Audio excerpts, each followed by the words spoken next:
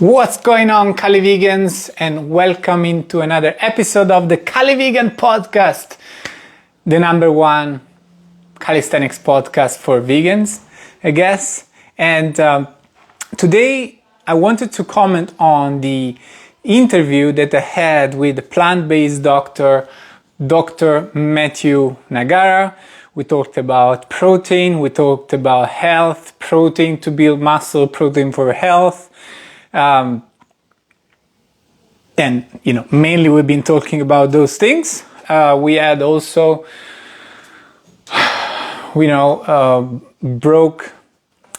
debunked some myths that are around there for the plant-based nutrition. But I didn't have the opportunity to expand on some of the things that Dr. Niagara said, and I wanted to do it today. Because, guys, I am all for, I think studies, science is very important, but we also need to apply personal experience and common sense, because nutrition science is probably one of the least precise science out there. So today's pool, I've got 3 sets of 6 muscle ups. Rings are a little higher than usual today, I think. Yeah, it's okay.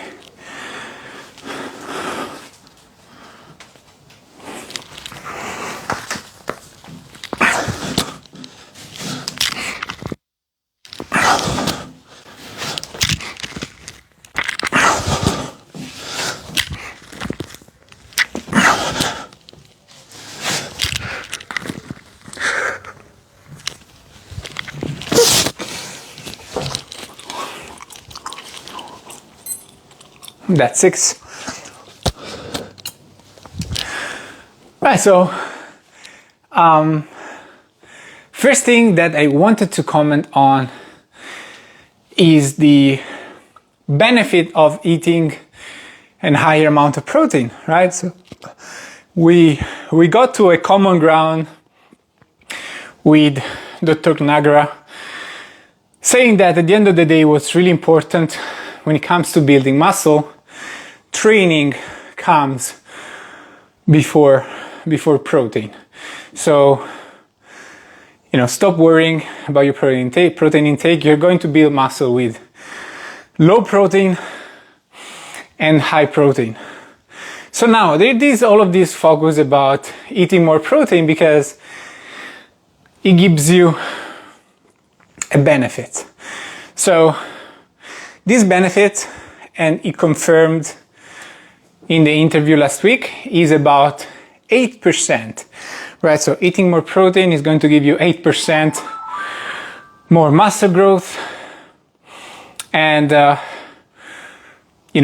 obviously strength is related, but mainly the gains are overall 8%. So now what I said is, 8% is not that much, because it might be noticeable in your first year as a beginner, where you're able to build 5 kilograms of muscle perhaps, and that's going to give you an extra 500 grams of muscle, so you speed up your progress. But in general, over a long period of time, 8% becomes a detail, because then over the years you start really slow down your progress, maybe it becomes 2 kilograms of muscle, 1 kilogram of muscle, until you get to a point where you hit your genetic potential, and things are going very, very slow, or they don't really go anywhere. We study that also in when you do a personal training certification. They show us a graphic where you can see, your muscle growth progress goes up, and then it kind of plateaus and go up very, very slowly. On the other side, strength keeps going up. And so he made a point after I said that, and I didn't have time to address it, but I wanted to do after my next set.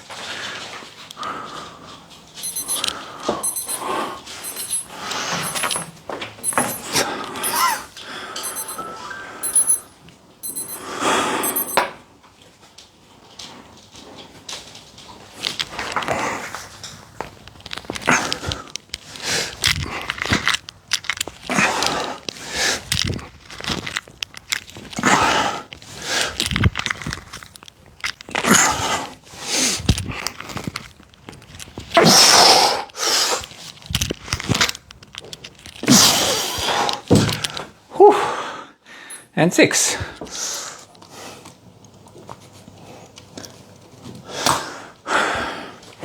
So he said, yeah man, like, you know, it's maybe going to be little progress if you consider this 8% over what you're going to gain in 1 year, but if you compound it over the year, it's going to make a difference.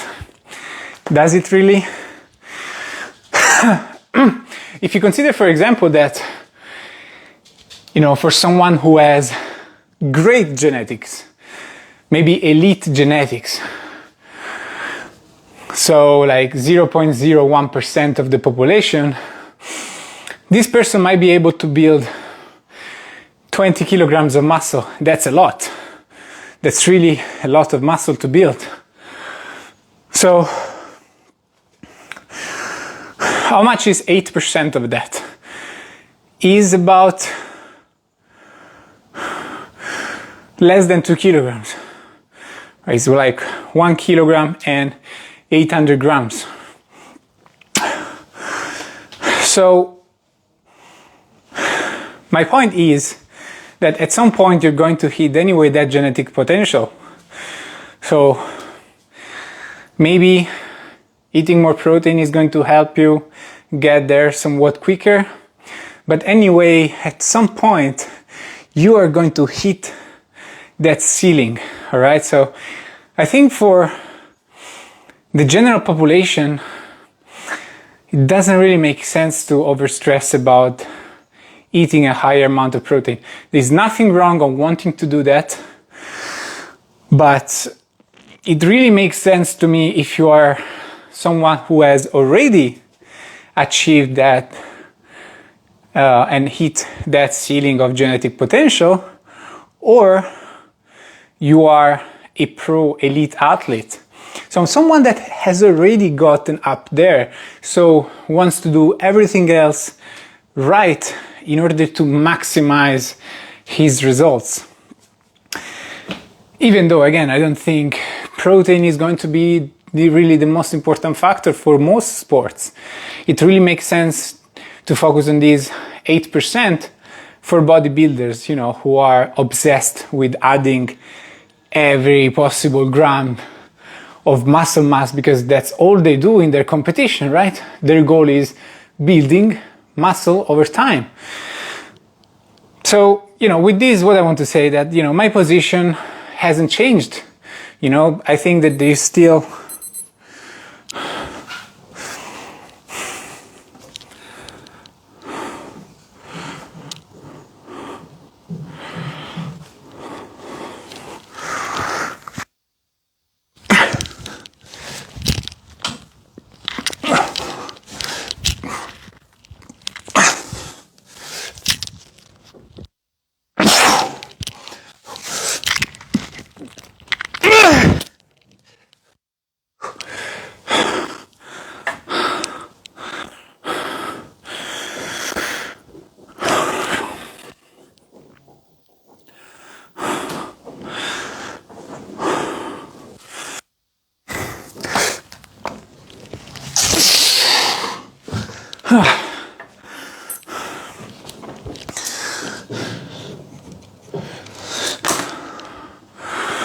so there is still too much focus on protein. So I think, again, for you who are a beginner, shouldn't be worried about protein. Definitely, it does make sense to shoot a little bit higher than the daily recommendation. So, going to 1.2 grams of protein per day, absolutely do that. Also, another thing to consider is that these 8% benefits is if you compare 0.8 to 1.6, it means that there is still room for improvement between these two numbers, right? So if you eat 1.2, you're still having a little bit more benefits than 0.8, 1.3, still a little bit more benefit, right? So again, my position stays the same. If there is a reason for you that whether you, for example, you want to give more priority to fruit, so your protein intake drops, or is any other reason that kind of forces you to eat less protein, just don't worry about it, okay? It's not a big deal, both for normal individuals and for people who want to build muscle, okay? Eating 1.6 gram is not a big deal. Again, there's nothing wrong on wanting to optimize though, if you want to optimize. Now, my other point around not wanting to focusing that much on a higher amount of protein is because perhaps it is more difficult if you are trying to implement more whole food because you think it's going to give you healthier benefits. And I think that the more whole food, the healthier our body is going to be. And that's why I'm kind of against the higher protein intake, because often what vegan fitness influencers do is take away some of the whole food to implement protein shakes, to implement fake meat like seitan or just any other kind of fake meat.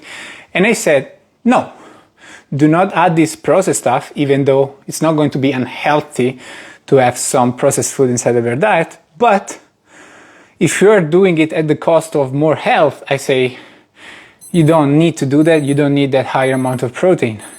You'll be fine with less protein and more whole food.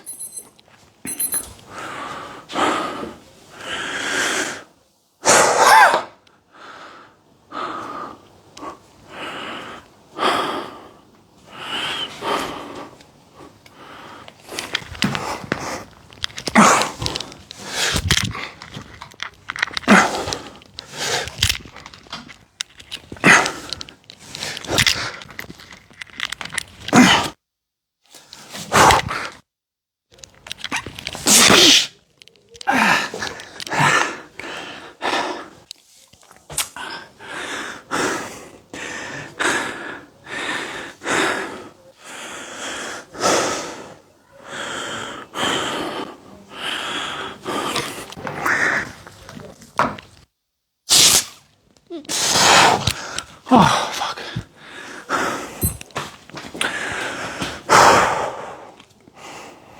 And his answer to that was, that there is a ceiling. There is a ceiling to the health benefits that all different kind of whole plant food can give. It's like he says that studies show that, I don't remember, like more than 3 pieces of fruits don't show, increases in the marker of health. Same thing for nuts, about 1 portion, legumes 2 portions, and vegetables 3 portions, or something like this, some number. They were actually pretty low number, to be honest. Like, I think if you are eating whole plant food, you're probably eating more than that. But there was some contradiction, because then we started to talk about fibers, and I said, yeah, but I know that the more fibers you eat, the healthier the outcome for your body. And he said, yes, actually, it is shown that an increase in fiber intake is related to a lower risk of all-cause mortality. I'm not sure if he said also cardiovascular diseases, but anyway, even if it's only one of the two, both will improve your overall health. So how do we increase fibers if we don't eat the fruit and vegetables, which are the food that contain fiber? So there is a contradiction there. On one side you said, oh yeah, but it's shown that increasing this category and this category and this category of plant food give you health benefits to a certain point. But then we say, oh yeah, but increase the number of fiber has shown to progressively improving your health markers. So there is some contradiction there, okay? And I think it kind of shows that science is not perfect, and especially nutrition science cannot just explain everything through studies, okay? So in my opinion, based on this contradiction as well, I think it still makes more sense if you want to optimize health, which I think is more important than optimizing muscle growth, especially given that the optimization is not that big of a deal. Again, I still think that 8% in extra gain is not a reason necessary to optimize your protein intake, and it's more important to optimize your health with more whole plant food.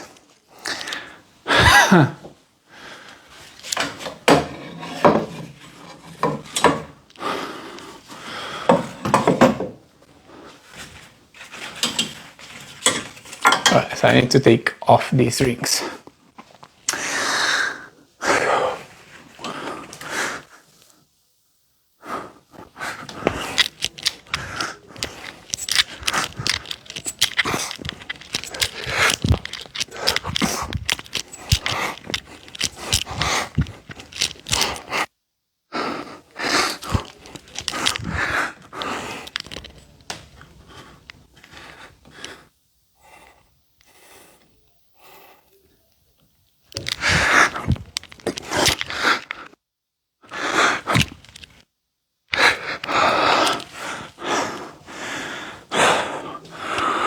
Alright, so that's a lot to do in one go.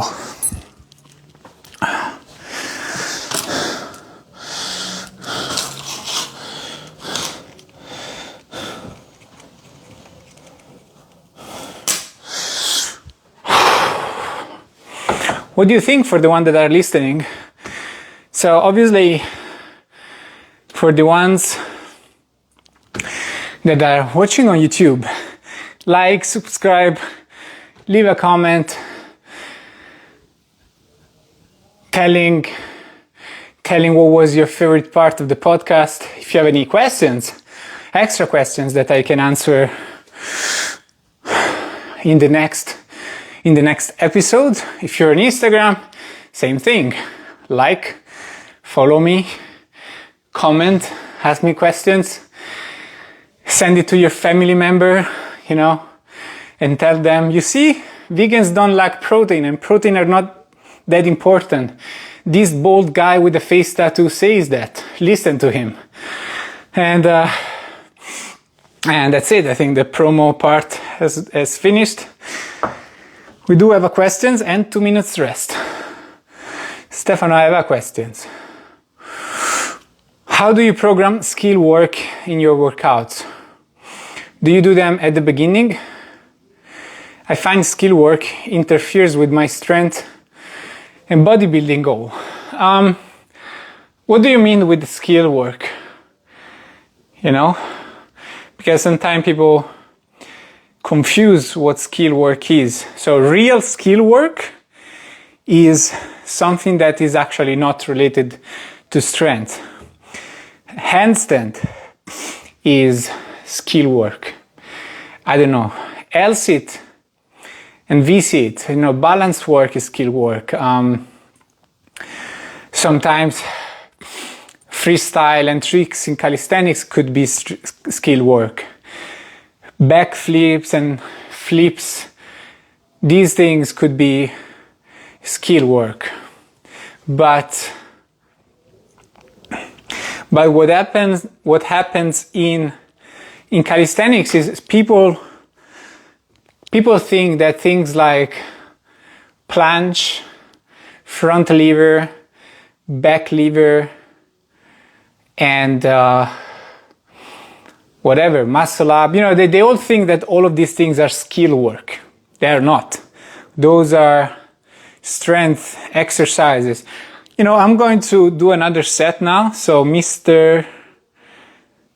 Subtle's lights, if you want to tell me more about this question, like what do you mean with skill work? Or otherwise I have more to say.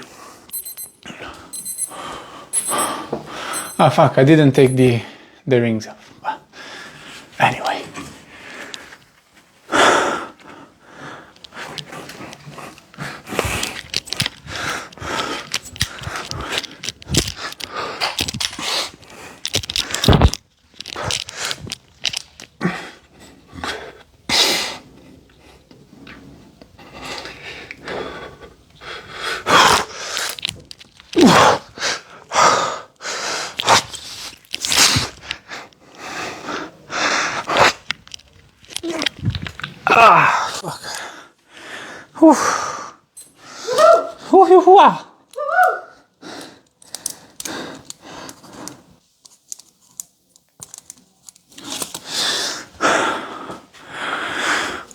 Did you have you tell us more? No, you did not tell us more about your question. Not good boy. So yeah, like people confuse calisthenics skills as something completely different from strength work, and they are not. They're actually part of your strength work. And it was actually a mistake I was doing at the beginning of my calisthenics journey. Before I was coming from bodybuilding, and muscles was important for me.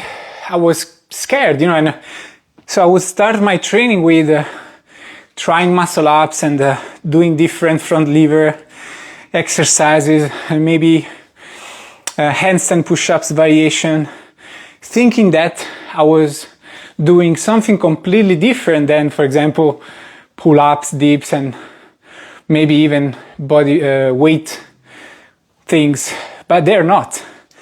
When you're doing a muscle up, you are doing a hard exercise that involves a pulling movement. Okay, so doing a muscle up, let's say like theoretically, is just like doing a lat machine for your first 3 months and being able to progress from 20 kilograms to 40 kilograms. Okay, a muscle up is used in the same way in calisthenics. So you start from pull-ups, and in 6 months' time, you'll be working on your muscle up. But those skills have to be counted in your overall volume for strength and hypertrophy. It's not extra. They have to be included in a way that makes sense. Okay, I hope that answered the question. Like, another thing to take in consideration is that you can mix things up. All right. So, for example,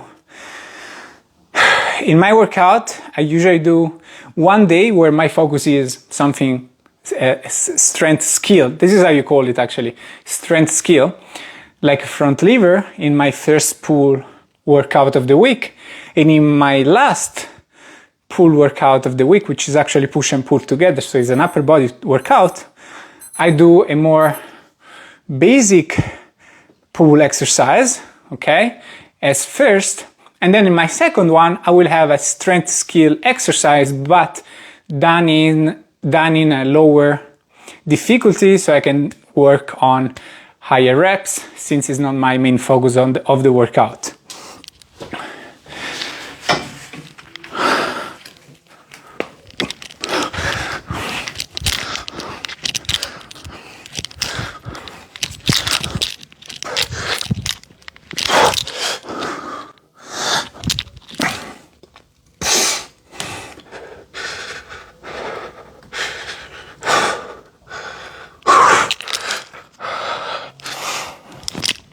Fuck.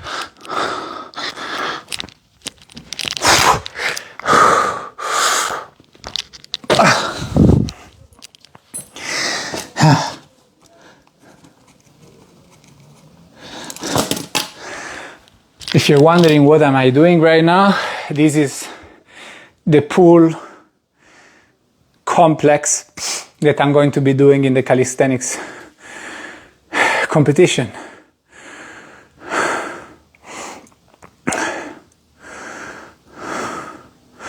There was something about genetics. Bruneski.v asks, when do we know we have good or bad genetic? Like after a long time of working out? Wow.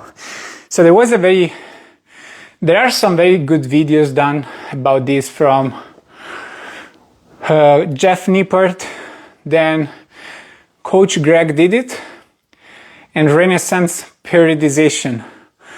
All of them did those kind of videos, and they all say that, you know, genetics is really different from person to person. Some people build quick strength, no muscle. Other people is in the opposite direction. Some people build a lot of muscles in the first year and others really slow down in the second. Other people are more consistent. So obviously there is a variety of these, but I imagine something that is a common ground is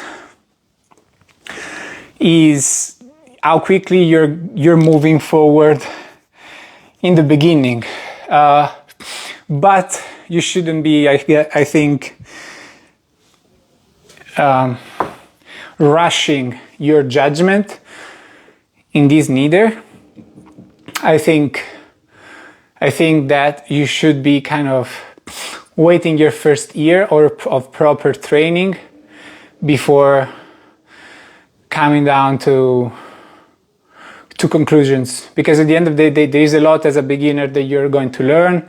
There's a learning curve that you're going to go through. For some people, learning the techniques comes easy. For other people it doesn't. Some people need a little longer time to understand how progressive overload works. Other people get everything very quickly, like I did, for example. That's why I was getting good results from the beginning. So, to answer specifically to your question, Vlad, since you are my client, I think you have definitely good genetic to develop strength. I think you're very quick there. Perhaps not as good in building muscle, but not bad neither, because we have almost built 6 kilograms of muscle, which I think has slowed down a bit. But as I was actually mentioned just right now, especially in calisthenics, there is a learning curve, especially with the different techniques. And I think you're going through that as well. We're going towards something that's more difficult, like a muscle up. So I wouldn't jump to conclusions neither. I think you have overall good genetics, both for strength and building muscle. Oh, it's time to wrap.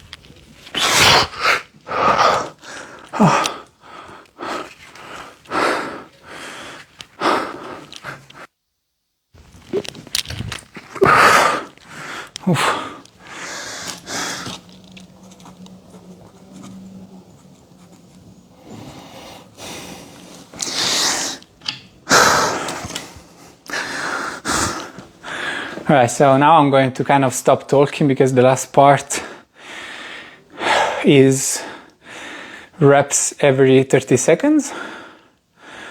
Buona Pasquetta. I guess they're not skill work then. Muscle up, for example, how would you program that? So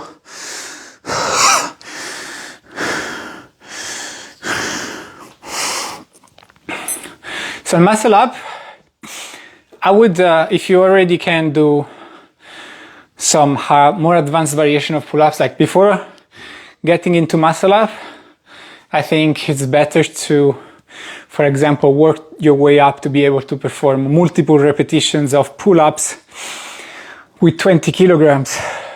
Once you're there, you can start working on the muscle up, and I will do it twice per week. You can do just assisted muscle up, for example, just to give you a simple answer. Both days you do assisted muscle up and you try to increase the volume over time. First exercise, okay? At the beginning, as a beginner, I think it's better not to work on more than one skill at a time. So focus on only muscle up rather than muscle up and front lever. Is it better to start a workout with a higher intensity stuff and decrease it as you get fatigued, or vice versa? No, that's the right way to do it.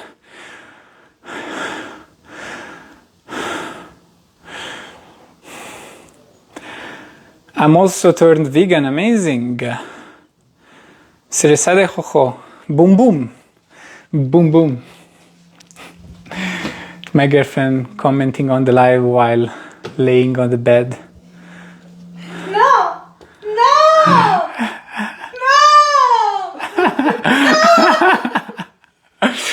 No! Girlfriend abuse. That's girlfriend abuse. Alright, I'm kind of going to stop talking now. Or at least I have 30 seconds of talk.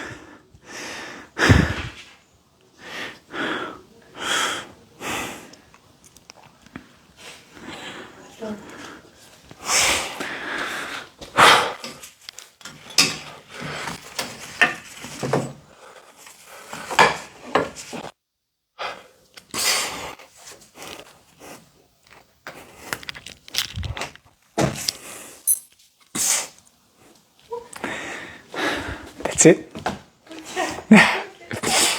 Es 1 hasta 10. 1, descanso 2, descanso 3, descanso 4. Resistencia.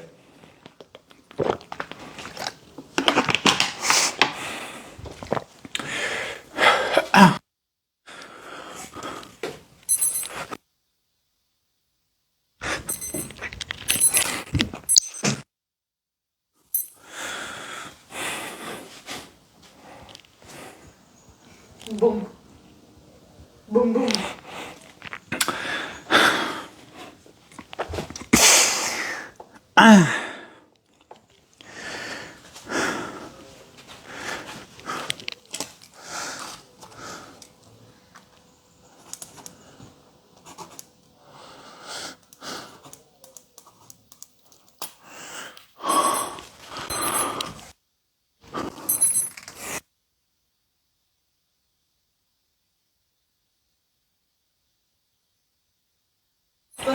¿Cuánto descansas? 30 segundos.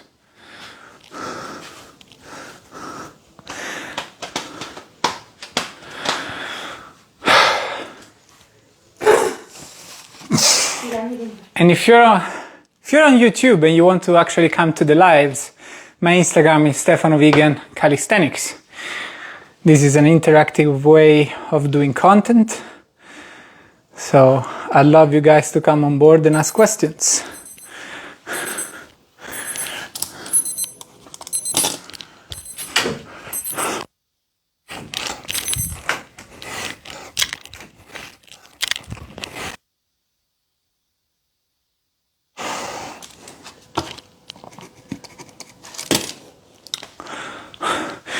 And if you're a vegan man who wants to build muscle and you're looking for a workout plans that you can do from home, I can help you with my CALIVEGAN program.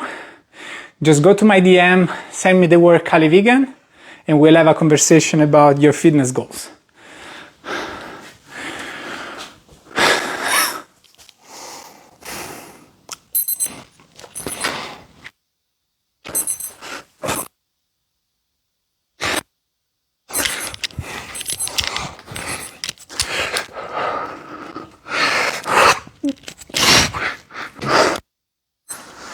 Alright, 5 is already kind of difficult.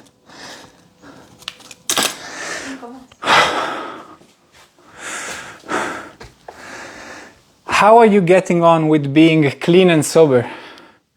How do you know? Who told you? You. Me, probably, I told you. After the set.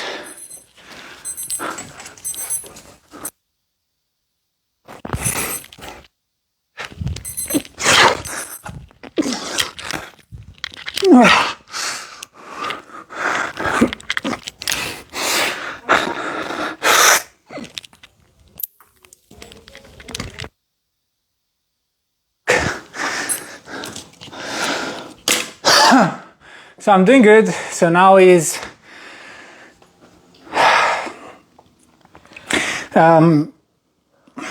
yeah, like I don't know, 1 month sober. Yeah, so 1 month sober. Doing good. I'm actually using nicotine gum. So I'm high on nicotine. But I don't know if that really have a negative effect on health, but it does help me.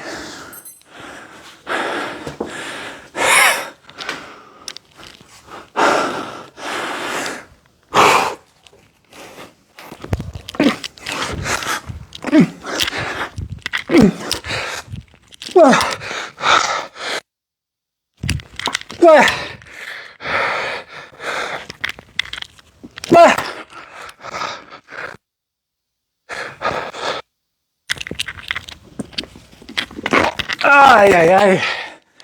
Whew.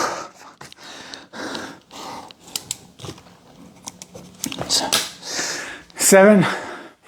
But yeah, for me now it's very important to stay sober and optimize recovery for my coming fight and competition as well, both in May, calisthenics competition.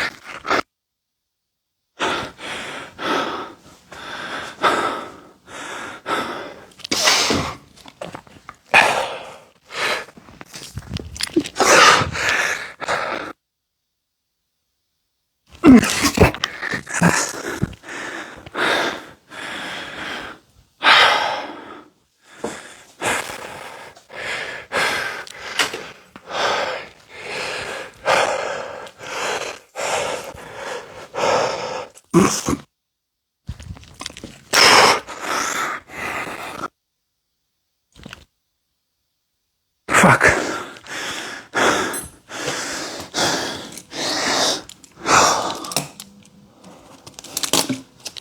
Alright, so 9 and 10 to go.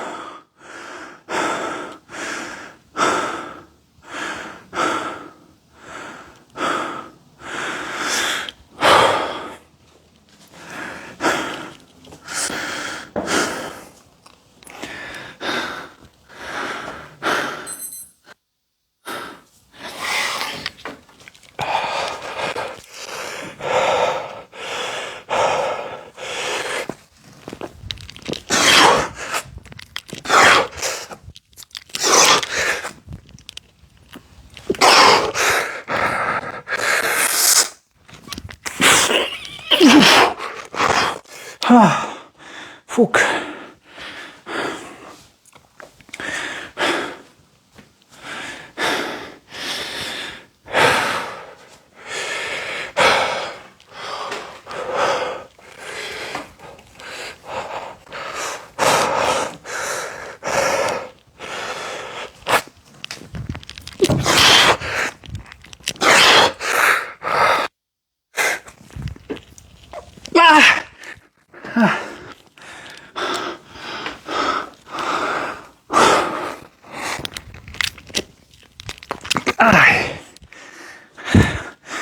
Last one.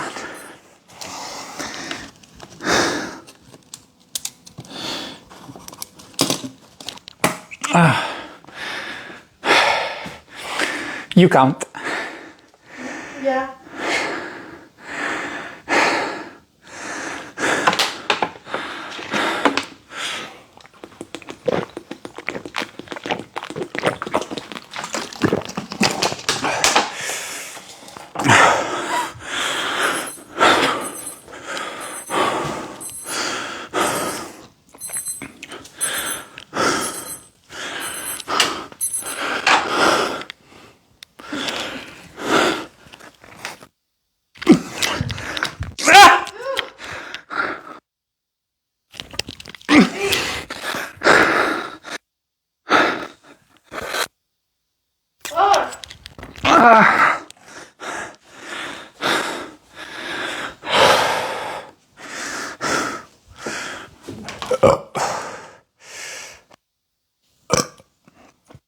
How does it sound in the mic?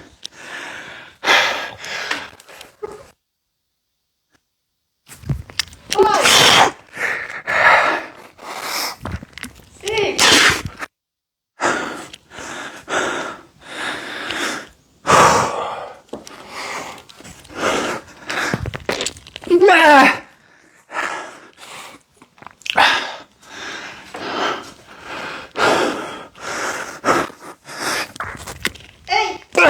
Fuck.